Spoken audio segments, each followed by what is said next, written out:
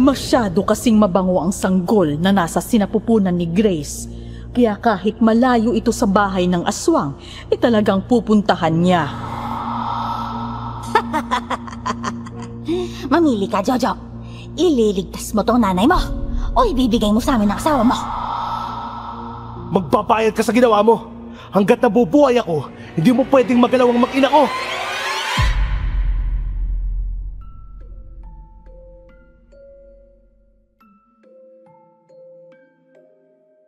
Magandang araw po sa inyo, Esperanza. Lalo na sa mga solid na supporters nyo. Bata pa lang po kasi ako, ay nabuntis na ako kaagad ng aking nobyo.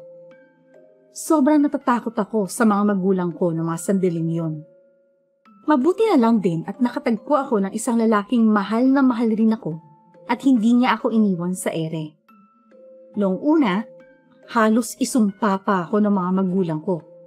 Dahil ginagapang nila na maayos ang buhay namin para lang makapag-aral ako. Ako nga po pala si Grace at ito ang aking kwento. Bago ko simula ng storya, huwag kalimutang mag-subscribe bilang suporta sa ating channel.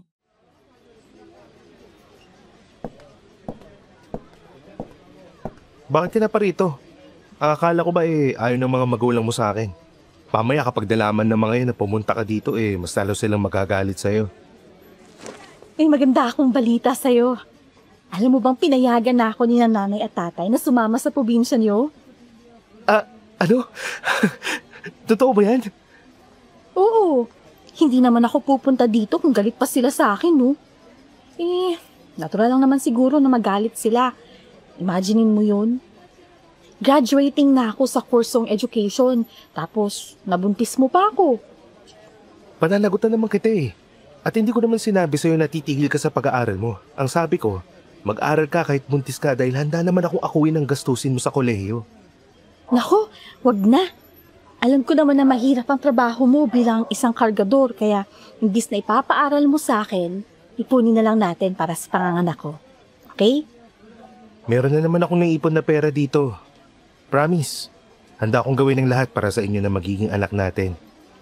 Alam ko naman yun Kaya nga kita nagustuhan, di ba? Dahil masipag ka at maalaga. Ay, teka. Ano pala yung magiging kabuhayan natin kapag uuwi tayo sa probinsya niyo? Magbubukid ako. Meron kasing lupain doon ng lolo ko dati. Marami din mga nyug. Kaso nga lang, medyo malayo kami sa bayan Pero masasanay ka din naman doon kapag tumagal ka na doon. Kung sa tingin mo ay makakabuti yun, edi sige. Nakausap ko na rin yung mga magulang ko at okay naman sa kanila Pero ang sabi nila, kapag raw sinaktan mo ko, nako, umuwi na lang daw ako sa kanila. Magagawa ko bang saktan ng babaeng mahal ko? Ikaw talaga Alam mo naman na kayo na ang buhay ko na magiging anak natin.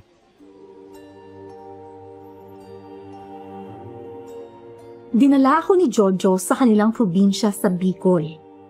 Napagod ako nang makarating kami doon dahil sobrang layo. 2 tricycle ang sinakyan namin bago kami nakarating sa bahay nila. Nang makarating kami doon, naabutan namin ang nanay niyang naglalaban ng kutsyon. Halos hindi nga ito natuwa nang makita niya ako.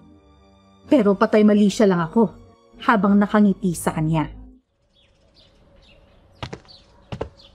Magandang umaga po, Nay. Pasensya na kung hindi ko nasabi na ngayon ako uuwi. Ito pala si Grace, ang asawa ko. Buntis po siya ng 3 buwan. Aba, at tinutuo mo talaga na dalhin mo ang babaeng yan dito. Hindi ba sinabi ko sa'yo na hayaan mo muna yan sa poder ng magulang niya hanggang sa mga anak? Ba't nandito yan? Ayoko naman po na may masabi ang mga magulang sa akin ni Grace. Ayoko na ipaako sa kanila yung obligasyon ko. Ay, nako. Kung trabaho lang sana ang inaatupag mo doon sa Maynila, hindi ka sana nakabuntis. At ikaw namang babae ka. Dikit ka ng dikit siguro sa anak ko, ano? Pasensya na po. Nay, huwag niyo naman sungitan si Grace. Baka mamaya matatakot yan sa'yo. So anong plano mo? Titira kayo dito sa poder ko. Oo, Hayaan niyo po. Kapag nakaipon na ako, magpapatayo ako ng kubo namin. Basta. Desisyon ko ang masusunod sa pamamahay na to. Opo.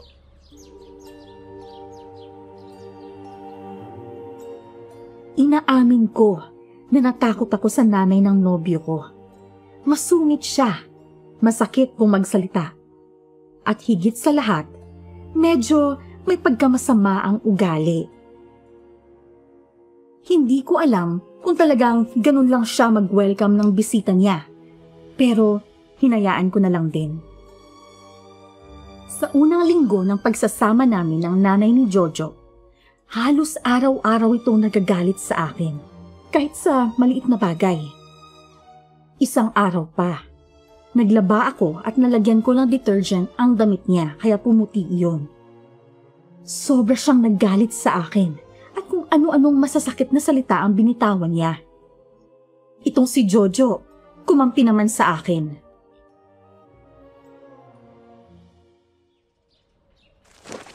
Nay, buntis po si Chris. Maghina-hini lang po kayo sa mga pinagsasabi niyo sa kanya. Pati rin po sa inyo. Nag-aalala ako. Paano kung ma-high blood na lang kayo at atakihin sa puso? Nako, itong asawa mo talaga walang kaalam-alam. Hindi ko naman inutusan na isama niya sa paglalaba ang mga damit ko. Hoy Grace, di ba ang sabi ko sa'yo? Itong asawa mo na lang asikasuhin mo. Nahihiya lang naman po si Chris kaya siya tumulong eh. Pasensya na po kayo sa akin. Hindi ko po kasi napansin na nahalo pala sa puti yung bagong damit niyo. Sorry po. Sa susunod, Grace, hayaan mo na lang ang mga labahin ni nanay. Ang maganda mong gawin ay magpahinga ka. Ako na rin ang maglalaba. Buntis ka kaya ayaw kong kumilos ka ng sobra dito sa bahay. Palibhasa. Matigas ang ulo. Ganyan talaga mga laking Maynila eh. Simula nga po pala bukas, kailangan ko na mag-umpisang magtrabaho sa bukid. Iwasan nyo na lang ang araw-araw na pangangaral kay Grace para walang gulo. Okay po ba yun, Nay? Uy, nakakainis. Ay sige na nga, pupunta na lang ako dun sa bahay ni na kumare.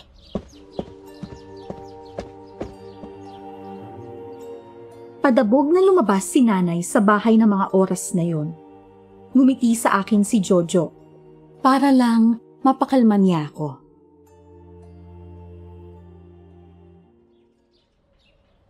Ganyan talaga si nanay. Palaging galit. Pero ang totoo niyan, mahal ka din yan kagaya ng pagmamahal niya sa akin. Ba't ba kasi siya laging nagagalit? Parang hindi na nga siya napapagod na magsalita ng magsalita. Naku, mabuti na lang. Wala tayong kapitbahay dahil kung meron ako, Jojo, mapapahiya talaga ako. Huwag ka na magtampo sa kanya. Kaya siya nagagalit sa'yo kasi marami kang ginagawa dito sa bahay. Ang gusto niya kasi nakikita ka niya nagpapahinga. Naku, baka kapag nakita ako no na nakahilata dyan, baka buhusan ako ng mainit na tubig. Mabuti na lang hindi ka nagmana ng ugali sa kanya. Kung ano man ang pinapakita ni nanay na ugali sa'yo, huwag mong isipin dahil hindi talaga ganun ang pagkatao niya. Maniwala ka sa akin. Wala naman akong magagawa kundi mag-adjust para lang pakisamahan ng nanay mo.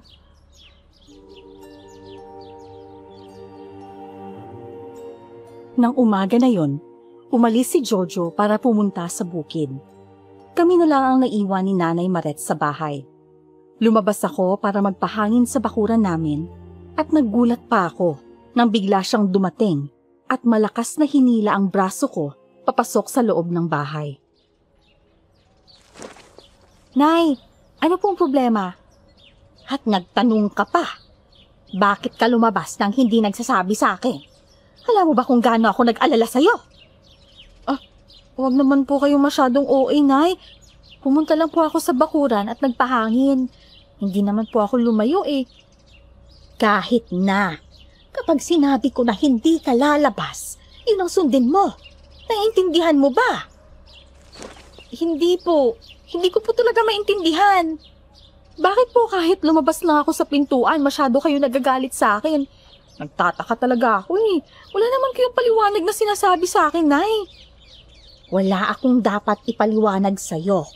Basta kapag sinabi ko na ayaw kong lumalabas ka ng bahay, sundin mo. Tandaan mo, wala kang kakilala dito. Baka mapano ka.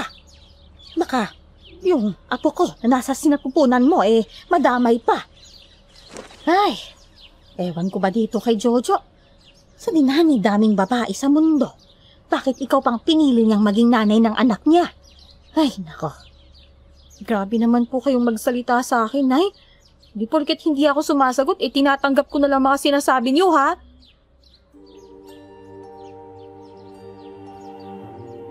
Hindi na rin siya umini at kaagad akong tinalikuran. Pagkatapos niya akong pagsabihan, pumasok ako sa loob ng kwarto at nagkulong doon habang umiiyak. Hapon na nang makauwi si Jojo galing sa bukid. Nagtaka naman ito na makitang mugto ang mga mata ko.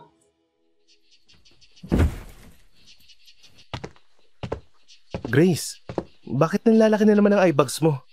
Huwag mo sabihin sa akin na nag-away na naman kayo ni nanay. Nagsisisi na talaga ako na sumama ako sa iyo dito. Bakit? Ano bang nangyari? Lumabas lang ako at nagpahangin dun sa bakuran tapos nagalit na siya kaagad sa akin. Basta marami pa siyang sinabi. Hindi naman sa pinapaaway ko kayo ng nanay mo pero ano kasi, sumusobra na kasi siya. Hindi niya man lang inisip kung anong mararamdaman ko sa mga pinagsasabi niya. Hindi naman sa kinakampihan ko si nanay Pero kung anong gusto niya, pwede bang sundin mo na lang? Alam niya kasi na yun talagang makakabuti para sa'yo, lalo na't buntis ka.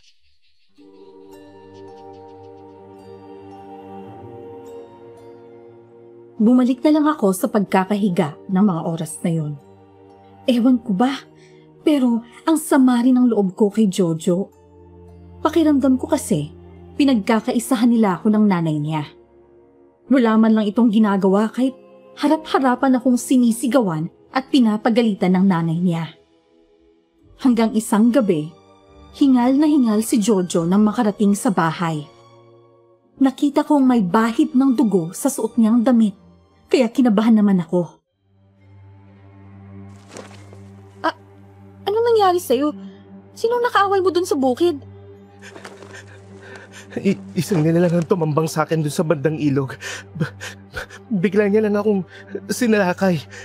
Mabuti na lang din at mabilis ko nakuha ang ita ko kaya nakalaban ako sa kanya. Anong klaseng nilalang ang nakaharap mo? Isang nilalang na parang isang gorilya. Ang buong akala ko mamamatay na ako doon.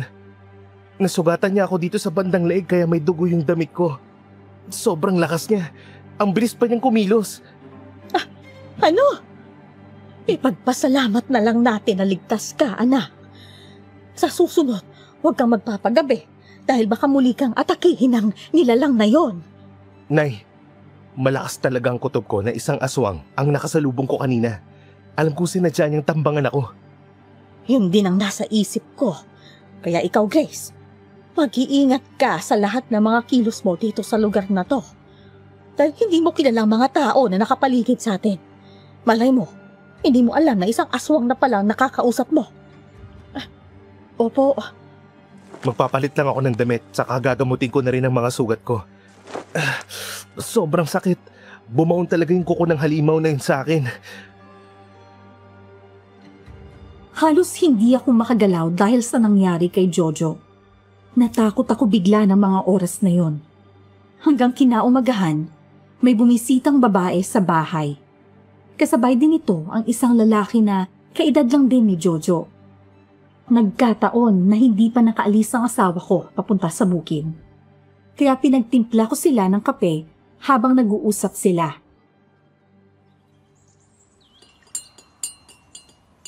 Jojo, mabuti ka pa, meron ka ng asawa. Samantalang ako hanggang ngayon single pa rin. Parang wala talagang babaeng isinilang dito sa mundo na para sa akin Ikaw talaga. Siyempre meron kaso hindi pa kayo pinagtagpo. Alam mo ba tong si Grace? Siya ang pinakamagandang babae dun sa Maynila kaya binuntis ko kaagad.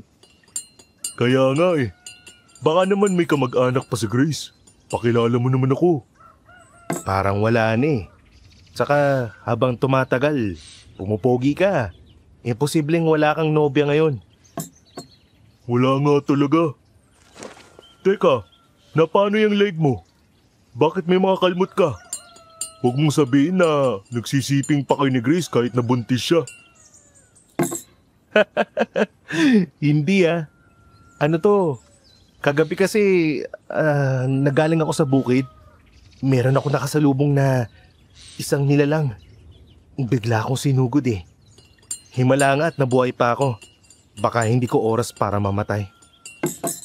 Ano? Tama ba ang narinig ko? Opo, Ate Fina.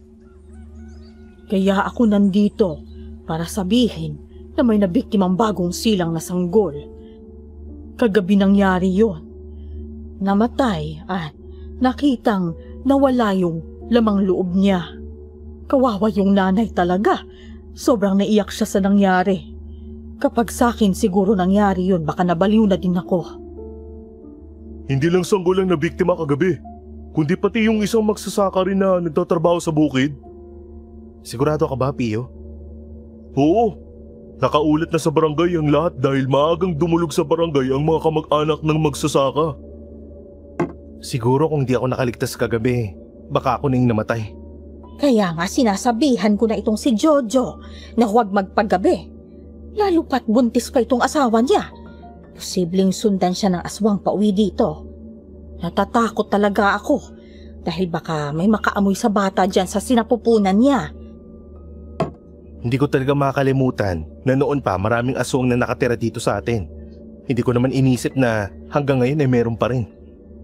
Tama ka, Jojo. Mga aswang ang nambiktima sa mga yon. Kahit dun sa barangay, aswang rin ang pinagbibintangan nila. Kaya nga magpapakabit na ng solar light sa barangay para kahit papaano ay hindi makapanalakay ang aswang sa gitna ng kalsada dahil may ilaw. Sobrang delikado talaga ang sitwasyon ng asawa ko ngayon dito. Huwag kang mag-alala, Jo. Gagawa ako ng paraan para hindi malusob ng aswang tong bahay natin. At ikaw naman, Grace, iwasan mo talaga makipag-usap kahit kanino, ha? Para din to sa kaligtasan yun ng anak mo. Opo, Nay. O siya, alis na ako ah. Kaya lang naman ako naparito para kamustahin ka. Kung may panahon ka mag-inuman naman tayo. Sige, sa susunod na linggo para pwede ako. Punta ka lang dito sa bahay at isama mo pa yung ibang tropa. Aalis na rin ako, Aling Mare. Ay, tsaka nga pala, may niluto akong adobong manok kanina. Dinalhan ko kayo. Nako, Fina, maraming salamat dito sa dala mo, ha? Dumalaw lang kayo dito sa susunod, Ate Fina. Aba, oo naman. Alam mo naman na itong nanay mo lang ang close ko dito.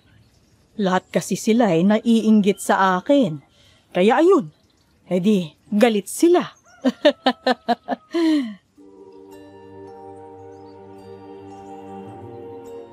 Natawa na lang din kami sa sinabi ni Ate Fina. Nang makaalis na ang mga ito, sunod naman na nagpaalam si Jojo sa amin. Sobra akong natatakot para sa sanggol na nasa tiyan ko. Dahil anuman oras, ay maaari kaming mawala kapag nalaman ng mga aswang na may buntis na nakatira sa bahay namin. Narinig mo naman siguro ang sinabi nila. May aswang na nambibiktima dito, kaya mag-iingat ka palagi. Yun talaga ang totoong rason, kaya ayaw kitang palabasin ng bahay, lalo na kung dumidilim na. Naiintindihan ko naman po. Pasensya na po kung makulit ako. Hindi ko naman alam na ganito pala ang nangyayari sa lugar niyo eh. O, tsaka nga pala, okay lang ba sa'yo kung utusan kitang pumunta sa talipapa? Lalagyan lang kita ng bawang tsaka asin sa bulsa mo. Tsaka itong luya, itali mo sa damit mo, ha? At siguraduhin mong walang makakakita. At isa pa, wala namang aswang na nang bibiktima kung may araw. Opo, ayos lang po, Nay. Maganda daw po sa buntis yung naglalakad. Tsaka magandang exercise din po yun para sa akin, Nay. Umalis ako sa bahay at pumunta sa talipapa. Bale, iisang talipapa lang ang nandun kaya halos lahat ng mga tao dun sa barangay dun talaga bumibili. Napatili na lamang ako sa sakit nang merong nakaapak ng paa ko.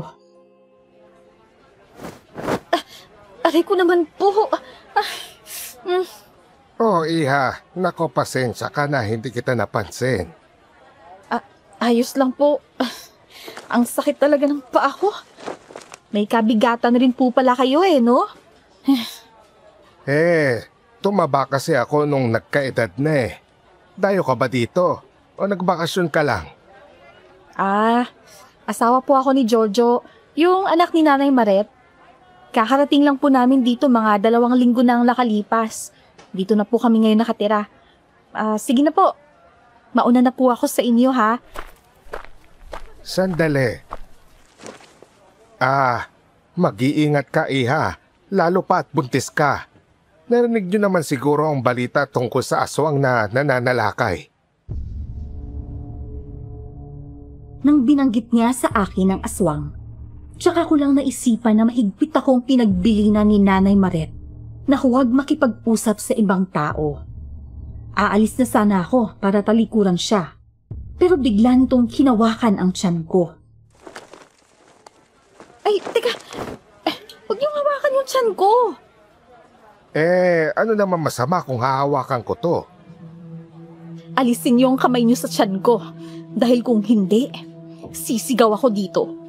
Hindi nga kita kilala pero basta-basta na lang kayo nakahawak.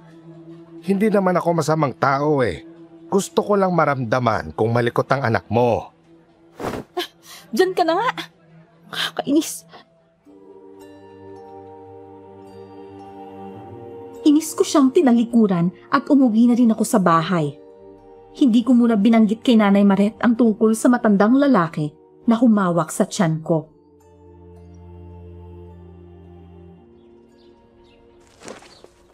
Oh, Grace, kumusta naman ang pagpunta mo sa talipapa? Wala namang naglakas loob na lumapit sa'yo. Wala naman po, Nay. Nay, magpapahinga lang po ako Medyo napagod po kasi ako sa sobrang paglalakad Siya, sige. Ay, teka. Bakit pinagpapawisan ka? Masama ba ang pakiramdam mo? Hindi, Nay. Sa init lang po siguro. Ay, sige na, magpahinga ka na. Tatawagin na lang kita kapag nakaluto na ako.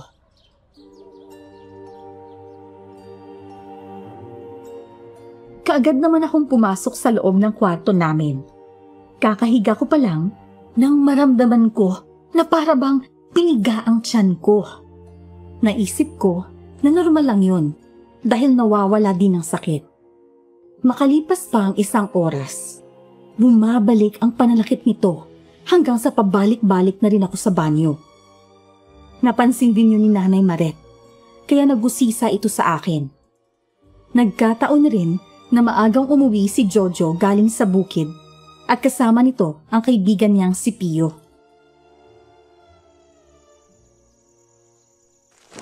Napano ka ba, Grace? Putlang-putla na ang mukha mo sa kakabalik sa banyo. Sumasakit kasi ang tiyan ko na Hindi ka naman siguro manganganak kasi nasa 4 na buwan pa lang ang pinabubuntis mo. Kaya nga. Hindi ko talaga kayang sakit Grabe, parang mamamatay ako sa sobrang sakit. Ay. Hindi ka naman siguro umalis ng bahay, Jo, inutusan ko kasi si Grace na pumunta sa palengke kanina. Pinabaunan ko naman ng asin at saka bawang. May luya pa nga na tinahali sa damit niya kaya imposibleng nakursanadahan siya doon ng aswang. Nanay naman bakit yun naman pinalabas ang bahay itong si Grace? Alam niyo naman na masyadong agresibong aswang na nananalakay dito sa atin, di ba? Pakikisali lang po sa usapan yung magpamilya. Pero kailangan makahanap kayo kaagad ng albularyo para magamot si Grace. Baka kapag pinabayaan mapano pa yung sanggol. Jojo, natatakot ako na baka mawala yung anak natin. Humanap ka na ng albularyo, sige na. Hindi ko naman alam kung may albularyo dito Ako nang bahalang maghahanap ng albularyo. Ay, teka lang. Pupuntahan ko muna si Fina. Dahil sa pagkakaalala ko, may kamag-anak raw yun na albularyo dun sa kabilang bayan. Bilisan nyo na lang po Baka hindi nyo na maabutan na buhay ang anak ko sa tiyan ng asawa ko. Mabilis namang umalis si Nanay sa bahay ng mga oras na yon. Napaupo ako habang nanginginig sa takot at sa pananakit na rin ang tiyan ko. Hindi rin mapakali si Jojo at ramdam ko rin ang takot nito. Kalma ka lang pare. Kapag makahanap na mamaya ng albularyo ang nanay mo, magiging maayos rin ang lahat. Ano pong mangyayari sa anak ko kapag wala po silang mahanap na albularyo? Eh di, maaring makuha ng aswang ang anak mo.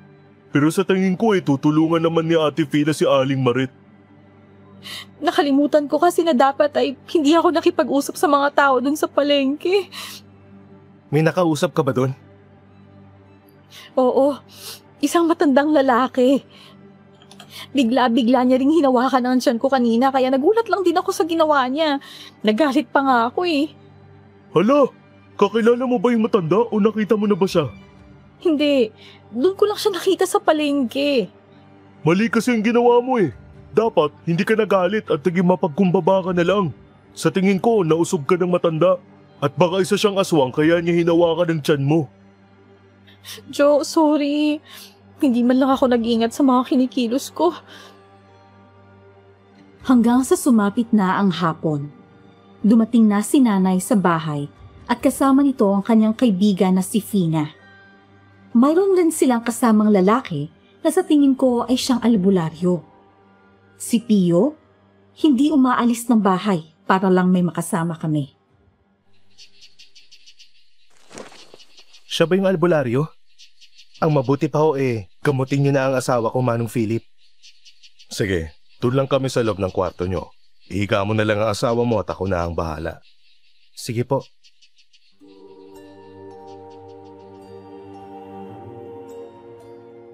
Binuhat naman ako ni Jojo at dinala sa loob ng kwarto. Pagkatapos ay naupo siya sa tabi ko habang hawak ang aking kamay. Nagsimula na ang albularyo na gumamot sa akin. Hanggang sa ilang minuto pang nakalipas, nalaman na niya ang dahilan kung bakit sumasakit ang tiyan ko. May nakausap ka bang tao na hindi mo kakilala? O di kaya ay hinawakan ng tiyan mo? Oho, dun sa palengke. Isang matandang lalaki pong nakausap ko tapos nang makarating ako dito sa bahay, bigla-bigla na lang ako nakaramdam ng pananakit sa tiyan. Mag-ingat ka sa taong yun. May balak siyang kunin ang anak mo. Isa siyang aswang. At sa tingin ko, kaya niya hinawakan ng tiyan mo para maramdaman nito na malusog at malakas ang bata. Opo, iiwasan ko na po siya sa susunod. Kailangan kong haplusan ng laway ko ang tiyan mo para din mawala ang usog niya sa'yo.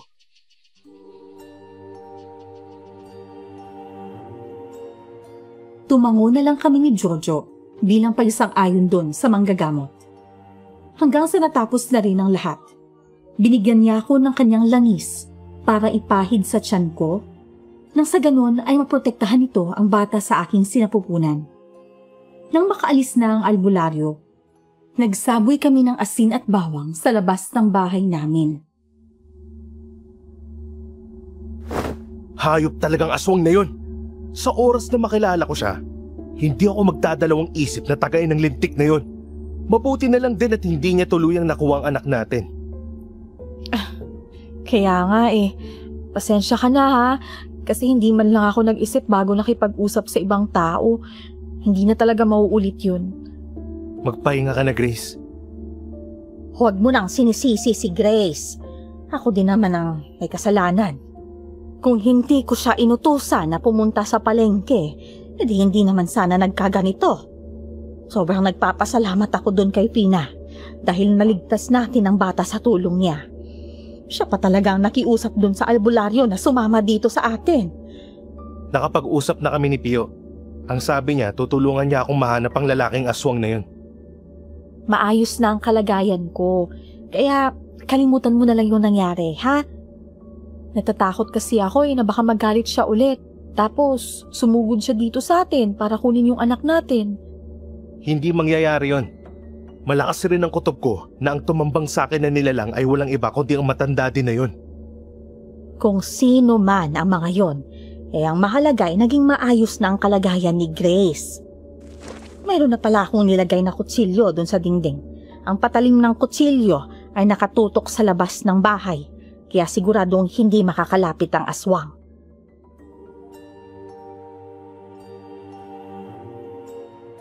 Nauna na akong pumasok sa kwarto namin ni Jojo.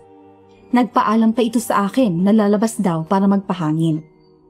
Hanggang sa nagulat na lang kami ni Nanay Maret nang marinig namin ang malakas na sigaw ni Jojo mula sa labas ng bahay. Kaagad naman kaming nagsilabasan sa kwarto at dumungaw sa bintana. Nakita ko si Jojo na hawak nito ang kanyang itak.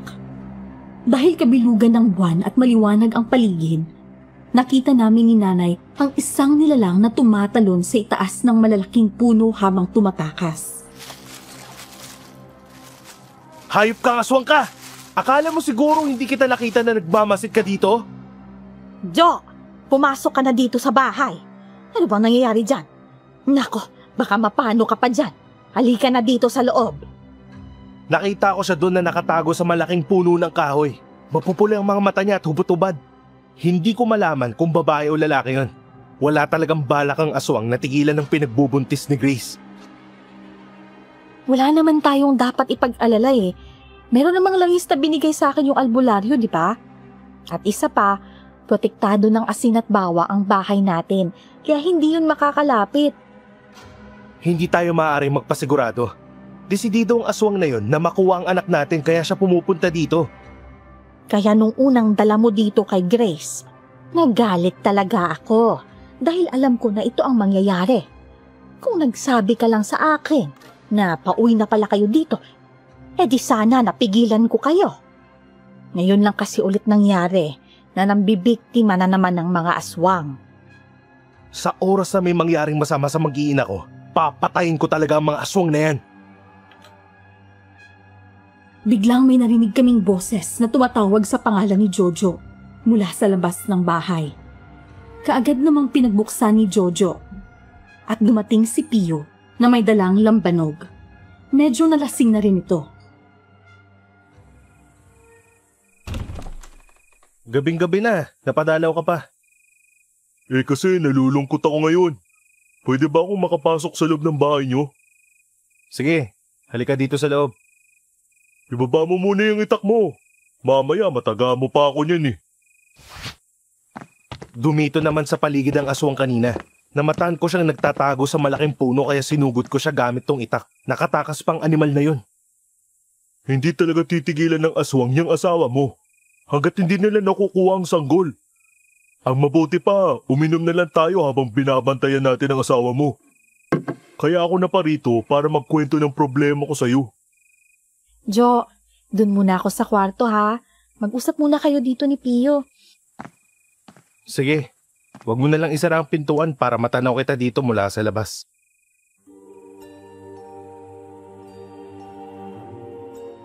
Tumango naman ako sa kanya.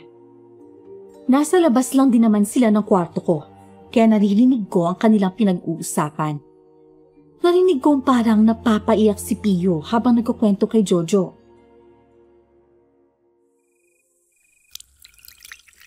Alam mo ba, ilang taon na akong lanta. Hindi man lang ako nakadilig. Ang lungkot naman ng buhay ko. Pangit ba ako at walang babae na nagkakagusto sa akin? Ikaw talaga oh. Yun ang problema mo? Oo. Sa totoo lang, ito lang naman sasabihin ko payong kaibigan lang. Maligo ka kaya Pio. Tsaka magsipilyo ka baka sakaling magustuhan ka ng mga babae. Kita mo, yung damit mo, tsaka yung short mo, nakarang araw ko pa yan nakita na suot mo. Talagang walang magkakagusto sa'yo kapag hindi ka marunong magpabango. Grabe ka naman sa akin. 3 araw ko pa nga lang tong suot eh. Kaya nga maligo ka na at magpalit. Alam mo simula noon hanggang ngayon, may dugo ka pa rin kambing. Takot ka sa tubig. Nakaka-insulto ka naman. Nakakasama ka ng loob ha. Ang sakit mo talaga magsalita. Una, sinabihan mo kung mabaho, ngayon naman kinumpara mo ko sa kambing. Uwi na nga lang ako. Ito naman no, kung makapagtampo parang wala tayong pinagsamahan. Sinabi ko lang naman yon para din malaman mo ang dahilan kung ba't ka iniiwasan ng mga babae. Pero kung gusto mo talaga umuwi, mag-iingat ka dyan ha. Kagaya ng sinabi ko, walang pinipili ang aswang kung gusto nilang mambiktima. Ayoko malaman bukas na kinain ka na ng aswang. Sa tingin mo ba takot ako sa aswang? Sa laki ng katawan kong to, aabutin siya ng umaga sa kakakain sa akin.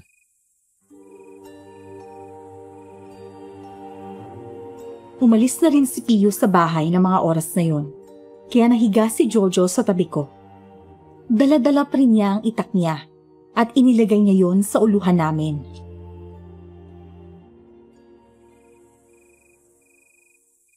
Itong si Pio talaga nagtatanong. Tapos kapag sinabihan mo ng katotohanan, sasama ang loob. Dapat kasi hindi mo na sinabi na mabaho siya eh. Natural. Sabi nga nila, di ba? Truth hurts. Kaya siya nagkaganon. Ang mabuti pa matulog ka na. Ako nang bahalang magbantay sa aswang kung sakaling bumalik siya dito sa atin. Salamat. Alam ko talagang nagkaroon ng mabuting tatay ang anak ko.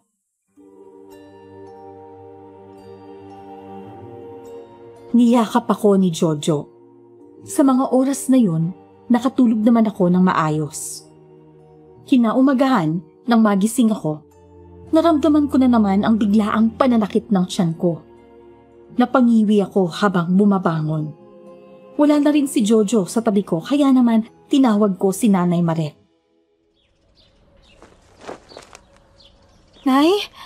Nanay Maret, nandyan po ba kayo? Oh, Grace! Napaano ka? Wala kasi si nanay pumunta siya ng palengke. Nag-aayos na rin sana ako ng mga gamit para makapunta ng bukid. Nakapagluto na rin naman ako. Pwede bang huwag ka munang umalis? Ang tiyan ko kasi, aray, sumasakit na naman. Mas masakit pa dun sa una. Ano? Teka sandali, dito ko lang at hihingi ako ng tulong. Huwag mo akong iwan dito. Natatakot ako, Joe. Sige, maaga naman umalis si nanay kanina. Baka pauwi na rin yun. Pinainom ako ni Jojo ng maligamgam na tubig at hinawakan niya ang tiyan ko. Ramdam ko naman ang malikot na sanggol na sumisipa sa loob ng aking sinapupunan. Kaya kahit papaano, dahil alam kong maayos ang lagay niya sa loob. Makalipas pa ang 30 minuto, nakauwi na rin si nanay. Pwede po bang tawagan niyo ulit yung albularyo para matignan niya si Grace? Sumasakit na naman daw ang tiyan niya Ano? Sige. Pupuntahan ko lang si Fina para masamahan niya kung sunduin ang albularyo sa kabilang bayan. Pakabilisan lang po. Natatakot ako na mawala ang anak namin ni Grace. Oo, maski ako natatakot rin na mawala ang apo ko. Nandyan naman si Pio, nasa labas. Maaari mo siyang utusan kung may kailangan ka. Patakbong umalis si nanay sa bahay. Ramdam ko ang malalaking pawis na tumutulong mula sa noon niya. Halos hindi ako makakilos sa tuwing umaatake ang pananakit ng aking tiyan. Bigla namang pumasok si Pio sa loob ng bahay at may inabot na gamot kay Jojo. Subukan mo lang ipainom sa asawa mo. Nang sa ganon, kahit papaano mabawasan ang pananakit na nararamdaman niya. Sira ulo ka ba? Gusto mo ata talaga mamatay ang anak namin Buntis siya kaya bawal siya uminom ng kahit na anong gamot. Isang beses lang naman yan, ngayon lang. Tingnan mo nga si Grace parang manganganak na. Naku Pio, hindi ko talaga alam kung makakatulong ka o makakadagdag ka ng problema. Nagmamalasakit lang naman ako. Kung ayaw mo tanggapin, edi akin na. Itatago ko na lang yan para kung sakaling sumakit ang tiyan ko, may maiinom ako. Tumigil nga kayong dalawa. At kung pwede lang, huwag kayong maingay. Mas lalo kasing sumasakit ang tiyan ko kapag nagtatalo kayo Akin na yung gamot at iinumin ko na. Parang hindi ko na to kakayanin hanggang sa makarating si nanay Di ba binigyan ka ng albularyo ng langis? Pinahiram mo na ba ang tiyan mo? Tapos na. Kanina pa. Hindi ko alam kung bakit hindi tumatalab yung gamot. Kung ako sa'yo, Jo, umalis na lang kaya kayo dito ng asawa mo. Lumipat na kayo para maprotektahan mo siya. Hindi naman ganun kadali yun eh. Ngayon pa ba na malapit na siyang manganak? Hindi na umimik si Pio sa sinabi ng asawa ko. Hanggang sa dumilim na, wala pa ring tigil ang pananakit. Hinang-hina na ako bago pa man nakarating si nanay. Kasama na rin nila ang albularyong si Kuya Philip.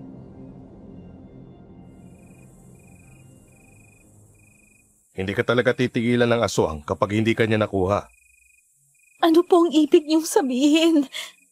Sa nakikita ko, gumawa ng itim na ritual ang aswang para malaya niyang makain ang atay mo kahit nandyan pa yan sa loob ng tiyan mo. Kaya yan sumasakit. Hindi lang ang sanggol na nasa sinapupunan mo ang gustong makuha ng aswang, kundi pati na rin ikaw. Kapag po ba lumayo kami, maaari kong maligtas ang mag-ina ko sa aswang? Huli na ang lahat. Kailangan na mapatay ang aswang sa lalong madaling panahon bago niya pa mapatay ang mag-ina mo. Isang malakas na aswang ang maaaring gumawa nito. Kapag maubos niyang kainin ng atay ni Grace, maaari siyang mamatay. Pakiusap. Gawin niyo naman po ang lahat para maligtas ang apo ko at si Grace. Isa lang ang paraan para maligtas silang mag-ina at yun ay mapatay ang aswang. Sa ngayon, ang may bibigay ko lang ay gamot para kahit papaano ay mawala ang pananakit ng tiyan niya. Pero pansamantala lang ito. Meron din akong dala ng mga dahon ng mga halaman para gawing pantapas sa tiyan niya. Isa sa mga paraan para mapatay ang aswang, kailangan may mga pangontra tayong gamitin o di kaya mga patalim. Tama po kayo, Nay. Naalala ko pa kung ano ang mga pamatay sa mga aswang. Ako nang bahalang gumawa nun para mapatay ko siya. Alam kong hindi makakatiis ang halimaw na yon at babalik siya dito sa atin. Hindi na nga lumalabas si Grace sa bahay, di ba? Pero bakit patuloy pa rin kayong ginugulo ng aswang na to? Mukhang gustong-gusto talaga ng aswang na makatikim ng laman ng taga-Maynila. Pwes, hindi siya magtatagumpay. Ako mismo ang kakatay sa aswang na yon. Nang matapos na ang panggagamot sa akin ng albularyo, nagpaalam na rin ang mga ito na uuwi. Hating gabi, hindi pa rin kami nakakatulog. Isang malakas na paglundag sa bubong ang narinig namin. Naalarma naman kaming tatlo sa bahay at naggulat pa kami nang biglang bumigay ang bubong at lumitaw sa harapan namin ang isang gorilya na ubod ng itim ang katawan. Namumula ang mga mata nito at mahahaba ang mga kuko. Kaagad rin kaming pinuntahan ni nanay at nakita kong may kinikimkim siya. Grace, dito ka lang sa likuran ko. Diyos ko, mamamatay na ata tayo dito, Joe. Sinugod na tayo ng aswang. Haharapin ko ang aswang na yan. Kaya ikaw, kumalma ka lang dahil baka mapano ang anak natin. Hayop kang aswang ka. Hindi mo talaga titigilan ang apo ko. Pwes, etong sayo. Sinabuyan ni Nanay Maret ng asin ang gorilya, kaya napakamot naman ito sa parte ng katawan niyang natamaan. Sinugod siya ni Jojo. Gamit ang itak nito, pero mabilis na kumilos ang gorilya. Nasalo niya ang itak at galit na tinulak ang asawa ko, sabay kalmot dito sa dibdib niya. Hindi ako natatakot sa'yo! Papatayin kitang animal ka! Mag-iingat ka, Joe. Masyado siyang malakas. Hanggang kailan, hindi mo makukuha ang anak ko hanggat nabubuhay ako. Tumaan ka muna sa ibabaw ng bangkay ko. Halos hindi pa rin ako makapaniwala na hanggang ngayon, marami pa rin kayo dito sa lugar. Malakas na humalakhak ang gorilya na aswang at tumalon yun sa bubong namin palabas ng bahay. Nilapitan ko naman si Jojo at yumakap ako sa kanya. Maraming dugo ang lumabas sa kanyang mga sugat, kaya alam kong malalim ang pagkalmot ng aswang sa kanya. Ayos lang ako. Huwag ka mag-alala sa akin. Nagtataka lang ako kung paano nakapasok ang aswang na yun dito sa atin. Marami na tayong asin na sinaboy sa labas ng bahay natin. Anak, hindi talaga nila titigilan ng asawa mo kapag hindi nila ito nakuha. Ang mabuti pa, Gamitin mo ang pana ng tatay mo na matagal ko nang tinago. Isa yun sa makakapatay sa aswang. Sa tingin ko po, hindi lang nag-iisa ang aswang dito sa atin. Nung nakaraang gabi, ibang nilalang ang nakita ko at hindi lang gorilya na aswang. Hindi na mahalaga kung iilan sila. Bukas na bukas, kailangan nating gumawa ng mga bagay na pamatay sa mga aswang. Tutulungan kita nang sa gayon ay maprotektahan natin ang mag-ina mo. Kinaumagahan, gumawa siya ng pana na mayroong metal sa patalim nito. Tapos nakita ko naman si Nanay Maret na buhat-buhat ang maliliit na kawayan. Hindi ko din naman alam kung saan niya yun gagamitin. Nagpahinga na lang ako sa kwarto namin hanggang sumapit na ang dilim. Nang gabing yun, naisipan kong magbukas ng pintana para man lang makalanghap ako ng masarap na hangin. Hindi ko inaasahan, nakita ko ang matandang lalaki na nagmamasid sa bahay namin. Tumakbo ako papunta sa kinaroroonan ni Jojo at Nanay Maret at sinabi yun sa kanya. Sigurado ka ba? Nakita mo talaga siya? Oo, hindi ako maaaring magkamali. Siya talaga yung nakita ko eh. Siya yung matanda na nakausap ko sa talipapa at humawak siya sa tiyan ko. Kung ganon, siya nga talagang aswang na gustong kumuha sa inyong mag-ina. Nay, ikaw na ang bahala dito kay Grace. Dali mo na siya sa loob ng bahay at bukas na natin tatapusin ang paggawa dyan sa kawayan na buho. Sige, asintahin mo siya ng maayos para mapatay mo kaagad. Oho! Tumakbo naman si Jojo dun sa likod ng bahay. Kami naman ni Nanay ay dali-dali ding pumasok sa loob at dumungaw sa bintana. Nakita kong pinana ni Jojo ang matandang lalaki, kaya nagulat naman ito. Bumaon ng pana sa balikat niya. Tsaka mabilis na tumakbo paalis ang lalaki. Nang mga oras na yun, saktong dumating naman si Ate Fina at ang albularyong lalaki. Sinundan ni Jojo ang matandang lalaki. Nag-usap kaming lahat at doon napatunayan na walang ibang aswang na gustong pumatay sa amin ng anak ko, kundi ang matandang yun.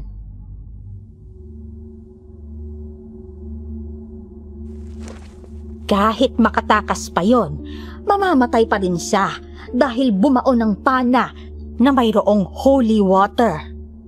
Pasensya na kayo sa istorbo. Pero kaya kami nandito dahil meron kaming gustong sabihin ni Fina. Kaninang hapon lang ako dumating at hindi kami kaagad dumiretso dito dahil alam ko na pupunta talaga ang aswang dito ngayong gabi. Ano po ba ang gusto niyong sabihin sa akin? Grace, kalahati na lang ang atay mong natitira. Kapag maubos yun ng aswang, mamamatay ka na kasama ang anak mo. Sabihan mo si Jojo na kumilos nang sa ganon ay mapatay niya ang matandang lalaki na aswang. Bilang isang manggagamot, wala ka bang maitutulong para mas mapabilis ang pagkamatay ng aswang? Wala akong kakayahan na mapatay ang isang aswang. Ramdam ko ang lakas niya, kaya sigurado ako na kapag lumaban ako sa kanya, ako ang mamamatay. Masyado kasing mabango ang sanggol na nasa sinapupunan ni Grace. Kaya kahit malayo ito sa bahay ng aswang, talagang pupuntahan niya. Gusto ko rin sanang makatulong. Kaya sana, magamit ni Jojo ang kanyang pana ng maayos para mapatay niya ang matandang lalaki. Gagawin talaga ni Jojo ang lahat para mapatay siya. Ang kinatatakot ko lang, nakakasiguro kami na hindi lang nag-iisang aswang na gustong kumain sa apo ko. Noong isang gabi kasi, mayroong gorilya na sumugod dito sa amin. Tapos isang gabi ulit, may nakita ulit si Jojo na nilalang na nagtatago sa likod ng puno. Kumusta naman pala ang tiyan mo, Iha? Hindi na ba sumasakit? Hindi naman po. Medyo nagiging maayos na rin kapag tinatapalan ko ng binigay niyo sa akin na dahon. Malaki talagang naitulong yun sa akin. Oo, maganda yun. Huwag kayong mag-alala. May plano na kami ni Jojo para mahuli at mapatay ang aswang. Ganun ba? Pagigihan niyo ang plano niyo para mas mauna niyo siyang mapatay. Maya-maya pa, nagpaalam na rin ang mga ito na umalis ng bahay. Natagalan si Jojo bago nakauwi at nagulat kami nang makita namin ang itsura niya nang makabalik siya sa bahay. Anong nangyari sa'yo? At bakit marumi ang damit mo? Meron na naman ako nakaaway na isang halimaw doon. Isang malaking baboy na alam kong aswang din. Dinadaganan niya ako kaya nadumihan tong damit ko. Pilit niya akong kinakalmot pero nadidepensahan ko naman siya. Kayo ata talaga ang target ng mga aswang dito sa atin. Hindi ako magpapatalo sa kanila. Yung baboy Ramon na dumagan sa akin, tinarakan ko ng pana sa leeg kaya ako nakaligtas. Yung matandang lalaki na aswang, nakita mo ba kung saan nagpunta? Napatay mo ba siya, anak? Hindi.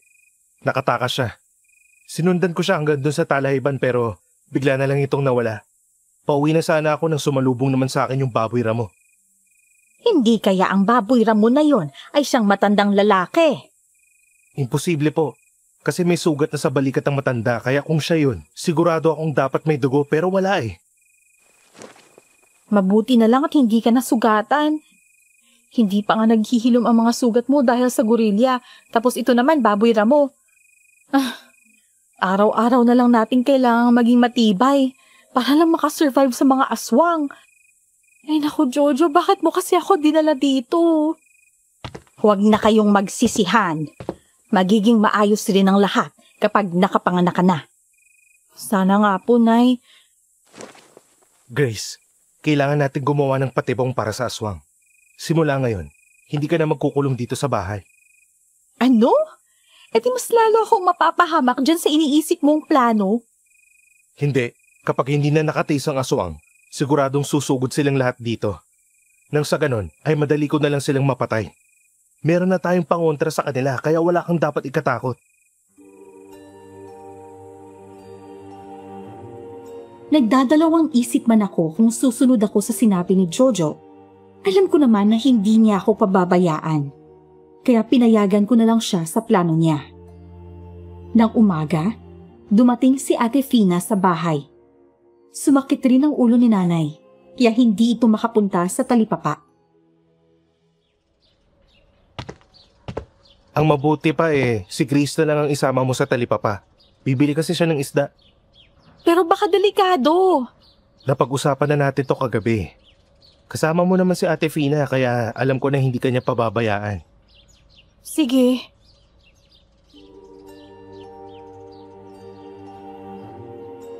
Sumama nga ako kay Ate Fina sa talipapa. Sobrang lakas ng usap-usapan ng mga tao tungkol sa aswang na gumagala sa lugar. Hindi lang din pala kami ang madalas na dinadalaw ng aswang na yon, kundi pumupunta ito sa ibang bahay para lang makahanap ng bibiktimahin.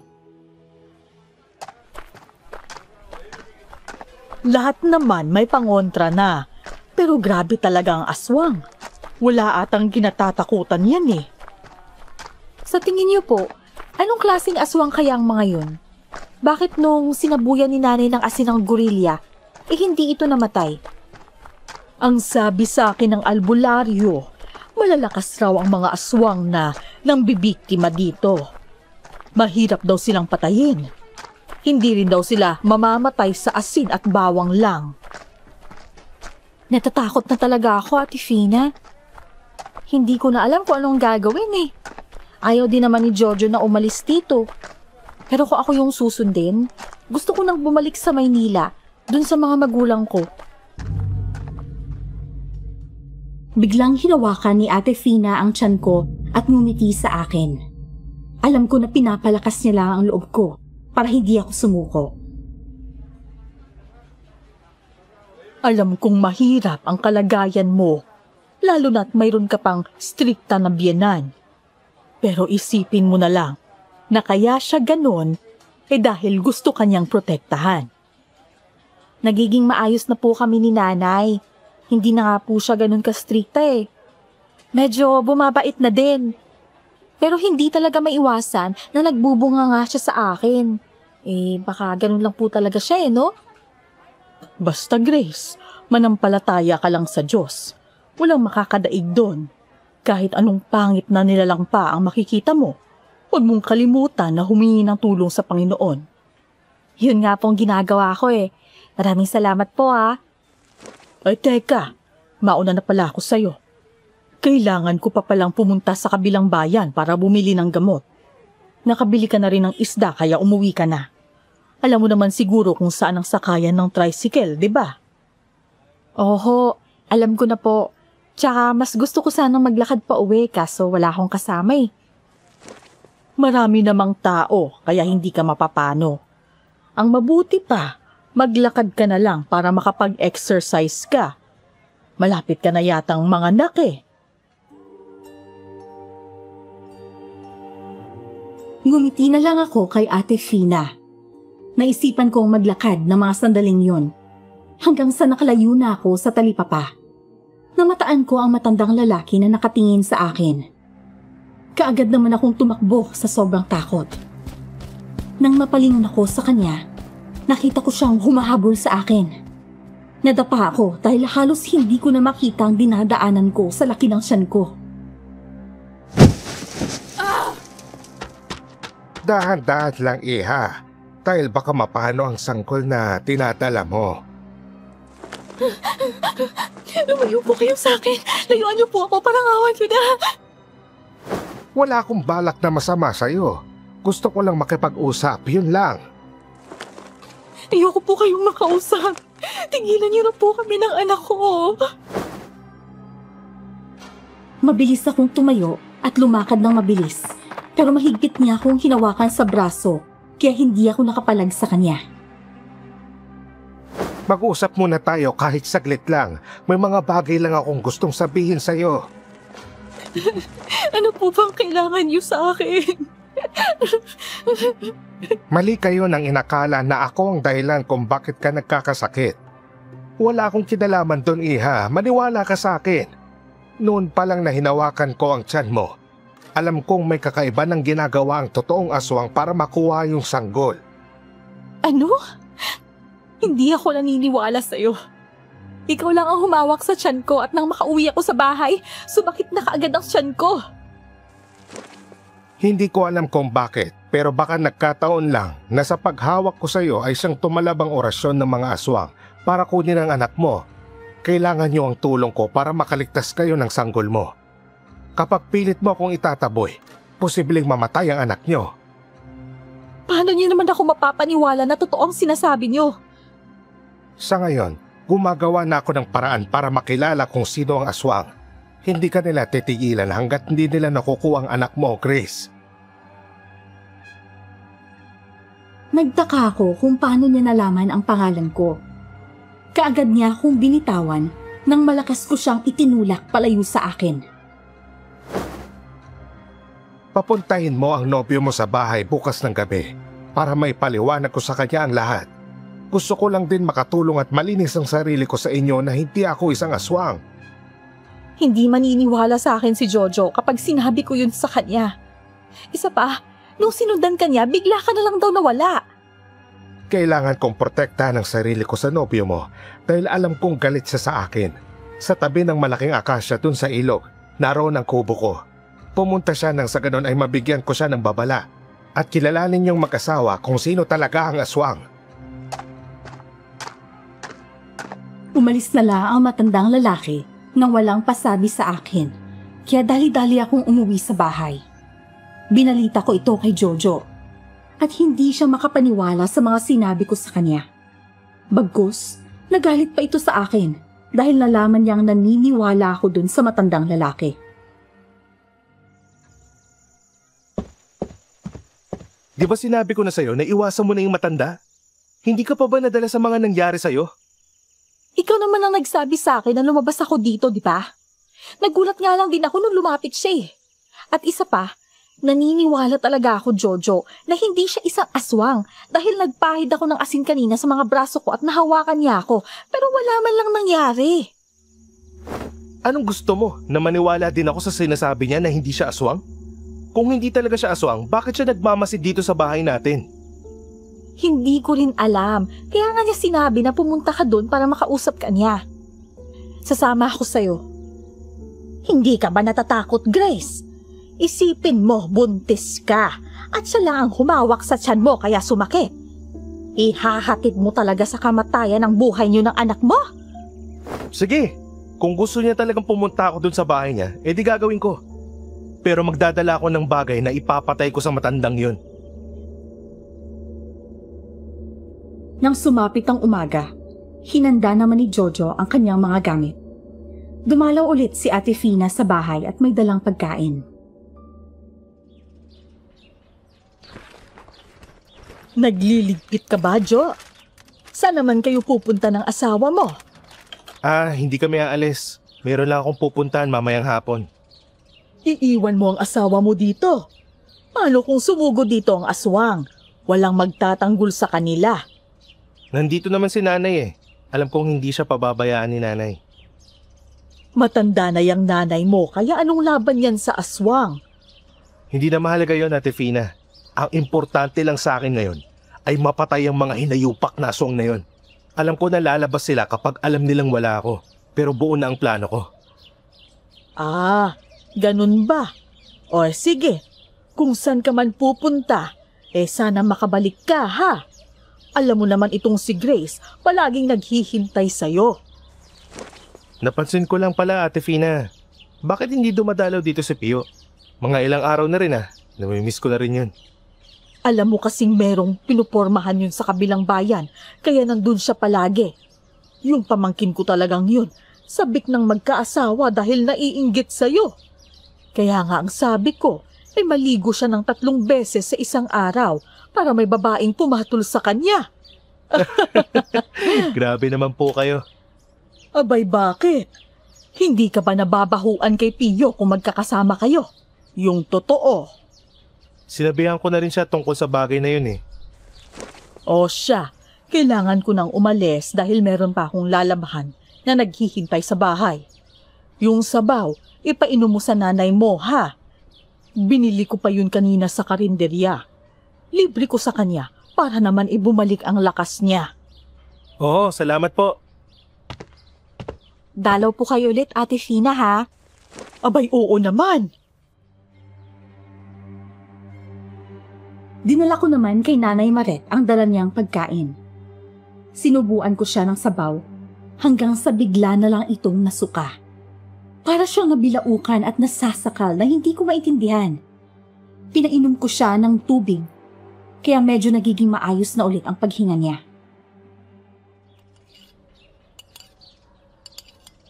Sabaw lang po to, Nay. Paano kayo nabilaukan? Abay, ang pangit ng lasa, tapos medyo malansa pa. Saan ba to galing? Binigay po yan ni Ate Fina, Nay. Binili niya daw dun sa karinderya, dun sa may talipapa. Ay, itapon mo yan, sobrang pangit ng lasa. Parang maalat ng malansa at hindi ko maintindihan. Nasusuka talaga ako. Mukhang mabango naman po, Nay. Nakakatakam nga yung amoy. Baka kaya masama ang panlasa niyo dahil may sinat pa kayo. Alam ko na. Ang mabuti pa, gawan po kita ng lugaw, Nay. Siya, sige. Salamat, Grace. Mamayang gabi po pala, Nay. Aalis kami ni Jojo, ha? Kayo lang po ang maiiwan dito sa bahay, kaya mag-ingat po kayo. Sana hindi niyo pagsisihan ang pagpunta dun sa bahay ng matanda. Hindi na rin ako umimik pa sa sinabi ni Nanay. Nang sumapit na ang dilim, umalis na kami ni Jojo at pumunta doon sa bahay ng matandang lalaki. Medyo malayo-layo ang nilakad namin. Bawat isa sa amin ay may dalang flashlight. May baon din akong bawang at asin na nilagay ko sa bulsa ko sakaling maging aswang ang matandang lalaki. Nang nasa kalagitnaan na kami ng kagubatan, may narinig akong malakas na pagaspas ng pakpak. Yumakap ako kay Jojo sa sobrang takot.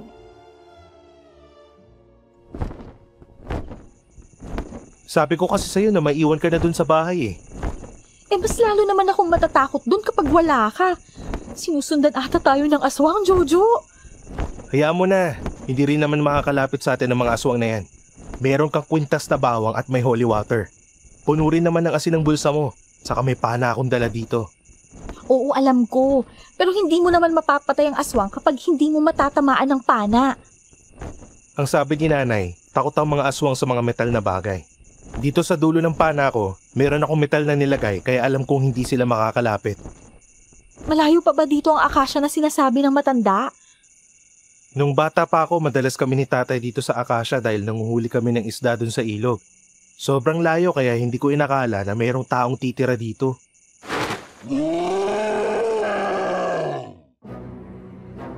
Nagulat pa kami nang biglang sumalakay ang isang nilalang sa amin na mayroong pakpak. Naging alerto na ako nun, kaya mabilis din akong nakadukot ng asin sa bulsa ko at sinaboy sa kanya. Isa siyang nilalang na may malalaking pakpak at hubot-hubad. Kaharap namin siya, kaya alam ko na isa siyang lalaki. Nang hinanda ni Jojo ang kanyang pana, kaagad rin itong lumayo sa amin. Yun ang nilalang na nakita ko na nagmamasid sa bahay natin. Kailangan na nating bilisan dahil baka gusto lang tayong guluhin nun.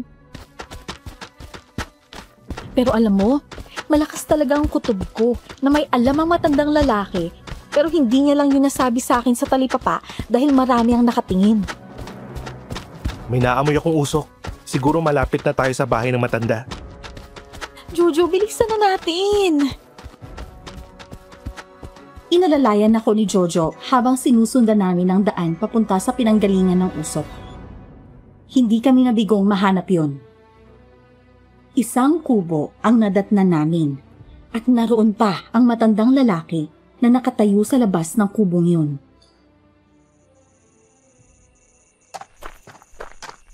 Kanina pa ako nag-iintay rito. Ang akala ko hindi na kayo darating. Pasensya na po kayo kung natagalan kami. Nung una, wala talaga kaming balak na pumunta dito pero napag-isip-isipan ko ang sinabi niyo sa akin. Itong asawa ko hindi naniniwala na wala kayong kinalaman sa mga nangyayari sa amin. Natutuwa ako at nakinig ka sa akin, Grace. Ako rin naman, natatakot ako na baka hindi ka maniwala sa akin at mabigo ako na matulungan ka. Ano po ba talaga ang dahilan ng pagpapunta niyo dito sa amin? Doon na tayo sa loob ng kubo mag-usap. Nararamdaman ko na nakasunod ang mga masasamang nilalang sa inyo. Dapat hindi ka na sumama, Grace. Hindi ako papasok hanggat hindi nyo napapatunayan sa akin na hindi kayo aswang. Hawakan mo itong dulo ng pana ko. Kapag hindi ka natakot sa metal, dun lang ako maniniwala sa mga sinasabi mo.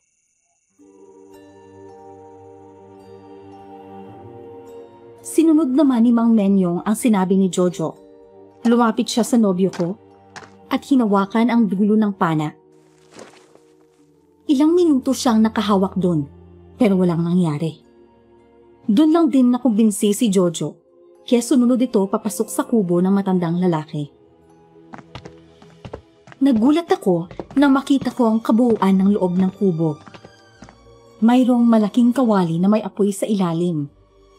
May mga gamit rin na hindi pangkaraniwan na nakapatong sa itaas ng mesa. Huwag kayong matakot. Hindi ako masamang tao.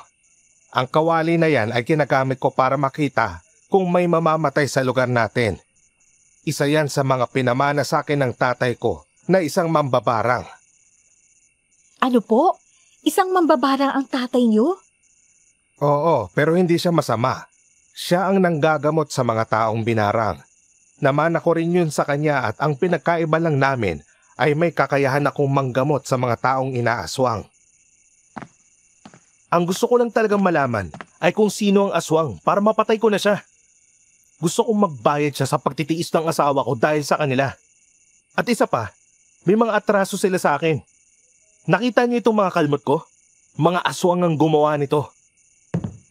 Bilib din ako sa iyo dahil isa kang matapang.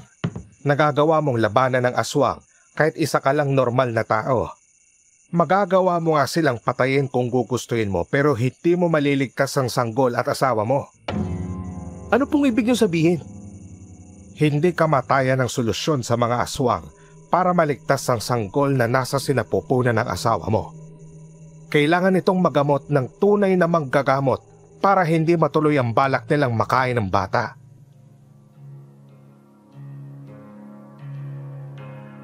Marami pa siyang pinaliwanag sa amin tungkol sa pagkatao ng aswang. Ginamot niya rin ako. At napag-alaman niyang sinadya talaga ng aswang na huwag mo nang kunin ang anak ko at hinihintay pa nila itong maisilang ko. Nagtanong rin ako sa kanya tungkol sa atay ko na kinakain raw ng aswang at may sinabi naman siya sa akin. Hindi totoo ang mga bagay na yon, Chris.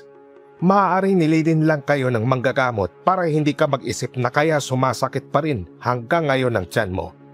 Paminsan-minsan, para hindi nyo malaman na ang sanggol pala ang sadya nila talaga.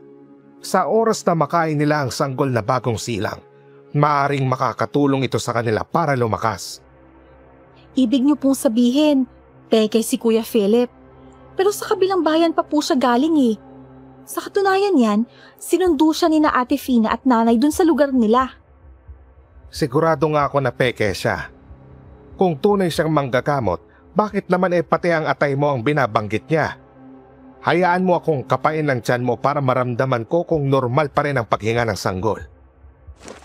Sige po, binibigyan kita ng permiso na hawakan ng tiyan ng asawa ko. Mahiga ka na muna, Chris, at itaas mo ang damit mo. Opo. Ayan. Nahawakan ko na ang bata. Gumagalaw naman ito at maayos rin ang paghinga niya kaya walang mangyayari sa kanya. Wala po ba kayong alam kung sino talagang aswang dito sa atin? Kagabi, may sinundan akong babae at saka lalaki. Nakita ko silang nagpalit anyo bilang isang aswang. Ano po? Sino naman po sila? Walang iba kundi ang kakilala ng nanay niyo na si Fina at ang asawa nito. Asawa? Ang pagkakaalam ko ay walang asawa si Ate Fina. Nagkakamali ka doon. Ang pinakilala niyang albularyo sa inyo ay siyang asawa niya. Ginawa niya yon para pagtakpan ng tunay niyang pagkatao. Alam ko rin na gusto nilang patayin mo ako. Dahil nalaman rin namang ito na may kakayahan akong pumatay ng aswang. Ano? Si Ate Fina ang aswang? Pero napaka-imposible. Magkaibigan sila ni nanay kaya nagtataka ako na hindi alam yun ng nanay ko. Sa pagkakaalam ko, nag-away dati ang nanay mo at saka si Fina. Ngayon lang ulit sila nagkabate nung dumating kayo. Traidor na babaeng yun. Bakit hindi ko man lang naisip na siya ang may kasalanan sa lahat ng to? Katulad mo, mahirap talagang malaman ang pagkatao niya. Kapag may gusto silang biktimahin, naikipaglapit sila sa mga pamilya ng mga ito. Ang tanong ko lang, kung bakit nakita ko kayo sa bahay na nagmamasid? Kaya ako nandun dahil alam kong pupuntahan kayo ng mga aswang. Ang gusto ko lang sana ay makatulong din. At hindi ko inaasahan na ako pala ang inakusahan niyong halimaw. Noong gabing pinana mo ako, nakita ko doon ang babaeng aswang. Naglalaway siya habang nakatitig at inaamoy ang bata na nasa loob ng sinapupunan ng asawa mo. Kailan pa kaya naging aswang si Ate Fina? Nangyari lang ito nang makauwi ang asawa niya galing sa Mindanao. Sa tingin ko, nayanggaw lang din siya ng asawa niya. Nang malaman namin ang totoo, ay bumalik kami kaagad sa bahay. Ramdam ko ang pagod sa layo ng nilakad namin. Sumama rin sa amin si Mang Menyong para malagyan niya raw ng proteksyon ang bahay. Hindi namin inaasahan na sinalubong kami ni Nanay Maret. At galit na galit siya.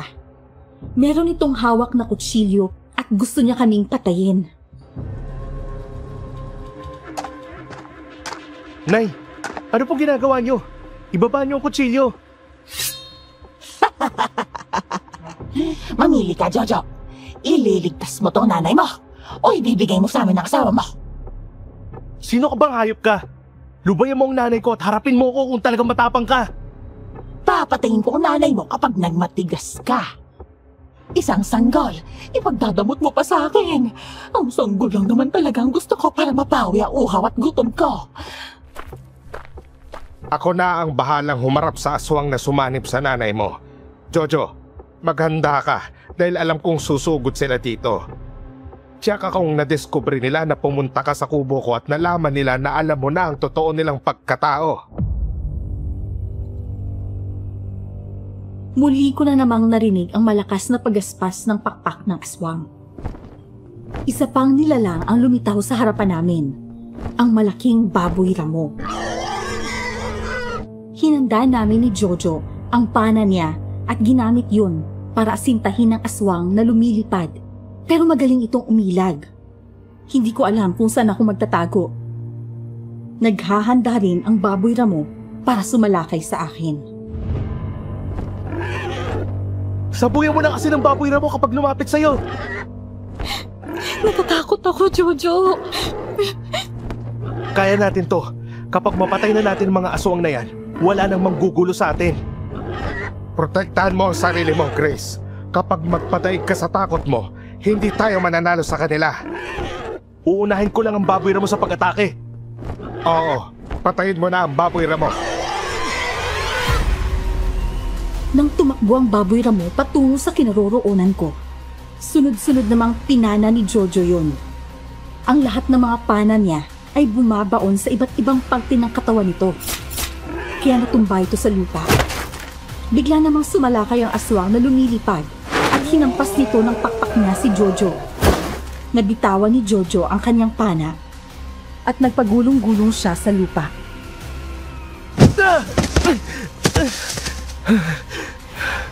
Grace! Tumakbo ka papasok ng bahay! Dalihan mo! Wala nang kawala sa akin ang asawa mo, Jojo. Isa kang mahinang lalaki. Walang yaka! Nagpanggap ka pang manggagamot para lang maisahan mo kami? Magbabayad ka sa ginawa mo! Hanggat nabubuhay ako, hindi mo pwedeng magalaw ang mag-ina ko! Nagbago na ang isip ko. Uunahin na kitang patayin at isusunod ko ang mag-ina mo. Muling sinalakay ni Philip ang asawa ko at walang awa itong hinampas ng pakpak niya. Nandun din ang pagkalmot nito sa iba't ibang parte ng katawan ni Jojo. Nanghinginig ang aking mga kamay habang pinupulot ang pana na nalaglag sa lupa at sinikap na panain si Philip. Lintik kang babae ka! Ganti ko lang yan sa ginawa niyo sa akin. Ito pa sa'yo.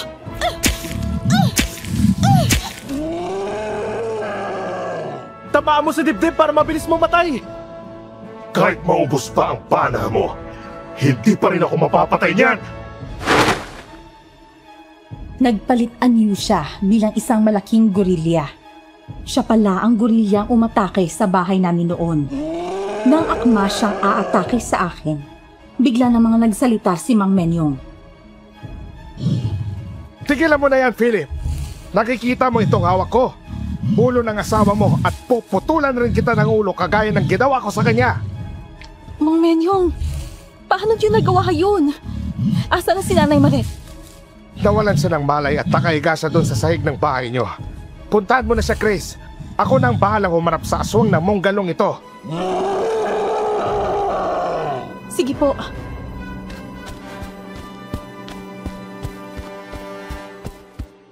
Tumakbo ako papasok sa loob ng bahay para matingnan si Nanay. Narinig ko naman ang mahina nitong pag-ungol, kaya tinapik ko siya sa balikat. Nay? Nay, gumising po kayo. Ang sakit talaga ng ulo ko. Ano bang nangyari? Ay, mamaya ko na lang po ipapaliwanag sa inyo, Nay. Kailangan niyong malaman na si Ate Fina at si Philip ay mag-asawa at sila ang mga aswang. Ano? O teka, aswang? Oo, kanina habang wala kayo, natake ako ng mga aswang. Isang baboy ramo at isang babaeng aswang. Nay, mabuti na lang po at ligtas kayo.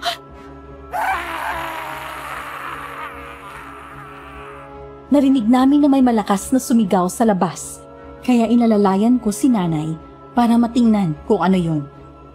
Nakita namin na paulit-ulit na tinataga ni Mang Menyong si Philip hanggang sa maputol ang pakpak nito. Nanghihina na ang aswang, kaya hinawakan siya ng matandang lalaki sa leeg at pinutol ang kanyang ulo. Tumakbo naman si Jojo papunta sa kinaroroonan namin.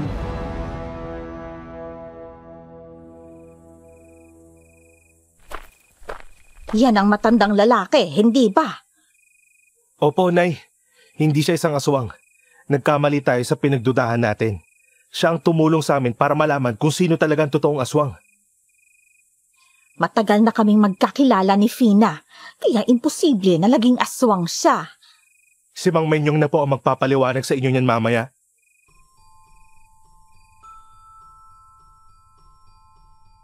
Nang matapos ang nangyaring labanan, naging anyong tao ang Baboy Ramo at naggulat kami nang makitang si Pio pala yun. Hindi! Napatay ko ang kaibigan ko! Paano naging isang kagaya nila si Pio? Kababata ko to eh! Kaya hindi ko sinabi sa iyo ang totoong pagkatao ni Pio dahil alam kong magiging sagaba lang nararamdaman mo sa pagtugis natin sa kanila. Simula na maging aswang ang mga yan, hindi na kaibigan ang tingin nila sa inyo kundi mga pagkain. Kaya pala madalas din siya sa bahay, no? Kasi kung makatitig yun sa tiyan ko, mukhang natatakam siya eh.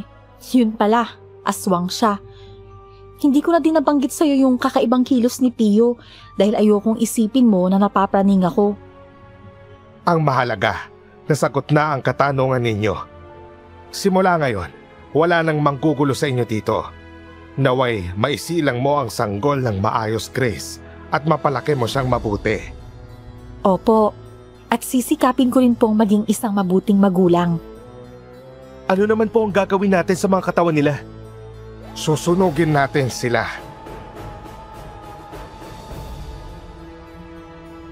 Simula nun, naging tahimik at maayos ang buhay namin sa probinsya ng asawa ko. Naisilang ko din ng payapa ang lalaki naming anak. Sana nakapagbigay ng konting inspirasyon ang storyang binahagi ko. Hanggang dito na lang po ang aking sulat. Maraming salamat po, Esperanza, at more power sa inyong channel.